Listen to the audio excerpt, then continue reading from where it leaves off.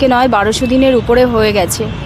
তো আমরা যে আশা নিয়ে এখানটায় আসি, আজকে যে আমাদের এজ, সেই এজে আমাদের মা বাবারা দাবি করেন যে আমার ছেলে মেয়ে, আমরা ছোটোবেলা থেকে যেভাবে আমাদের ছোটোবেলা থেকে আমাদেরকে বড় করে তুলেছেন তারা তো চাইবেন যে আমাদের এখন বয়স হয়েছে, আমরা তাদের একটু কিছু পরিষেবা দেই, বা তারা চাইবে যে এখন তো যে এজ তাদের চলছে সেই এজে তারা এখন নানা রকম রোগাক্রান্ত হয়ে আছে।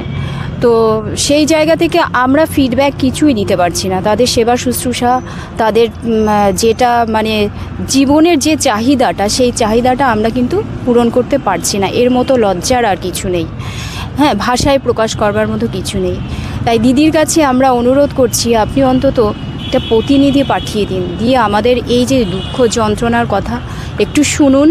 অবশ্যই আপনি সহৃদয়, আমরা জানি যে আপনার কান অবধি যদি আমাদের এই অবস্থান বিক্ষোভের কথা, বা আমরা এখানে মাতঙ্গিনী মায়ের পদতলে বসে আছি, এই খবরটা যদি আপনার কানে যায় সঠিকভাবে, তাহলে নিশ্চয়ই আমাদেরকে এখানে আর বসিয়ে রাখবেন না, এটা আমরা আশাবাদী। ঠিক আছে, আমরা এটা বলতে পারি যে আপনি অবশ্যই বসিয়ে এখানে রাখবেন না। হ্যাঁ, আমার নাম শ্রাবন্তী মিস্ত্রি, আমি উত্তর 24 পরগনা জেলা থেকে এসেছি।